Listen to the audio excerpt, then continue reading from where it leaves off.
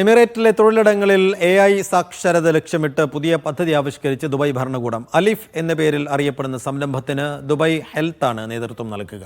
Dubai AI വീക്കിലാണ് ഇത് സംബന്ധിച്ച പ്രഖ്യാപനം. നിർമ്മിത ബുദ്ധിയെക്കുറിച്ചുള്ള അവബോധം വളർത്തുന്നതിനും തൊഴിലിൽ AI സങ്കേതങ്ങളുടെ ഉപയോഗം വർദ്ധിപ്പിക്കുന്നതിനുമാണ് ആർട്ടിഫിഷ്യൽ ഇൻ്റലിജൻസ് ലിറ്റററി ഫ്രെയിംവർക്ക് അഥവാ അലിഫ് എന്ന പേരിലുള്ള സംരംഭത്തിന് തുടക്കം കുറിക്കുന്നത്.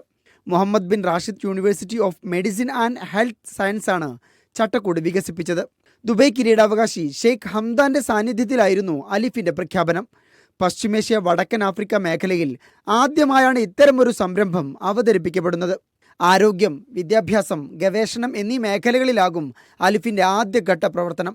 പിന്നീട് മറ്റു മേഖലകളിലേക്ക് കൂടി വ്യാപിപ്പിക്കും. അലിഫിന് കീഴിൽ AI വിഷയമാകുന്ന വിവിധ ഓൺലൈൻ കോഴ്സുകളും ഉണ്ടാകും. അലിഫിന് പുറമെ നിർമ്മിത ബുദ്ധിയിൽ PhD പ്രോഗ്രാമും AI വീക്കിൽ പ്രഖ്യാപിക്കപ്പെട്ടു. യൂണിവേഴ്സിറ്റി ഓഫ് ബർമിംഗ്ഹാമിൻ്റെതാണ് ഗവേഷണ പദ്ധതി. ദുബൈയിൽ 2 ബില്യൺ ദിർഹം ചെലവ് വരുന്ന കൂറ്റൻ ഡാറ്റാ സെന്ററും നിർമ്മിക്കാൻ ധാരണയായിട്ടുണ്ട്. ടെക് ഭീമനായ മൈക്രോസോഫ്റ്റും UAE ടെലികമ്മ്യൂണിക്കേഷൻ കമ്പനിയായ ഡൂവും ചേർന്നാണ് ഡാറ്റാ സെന്റർ നിർമ്മിക്കുക. Media 1 Dubai.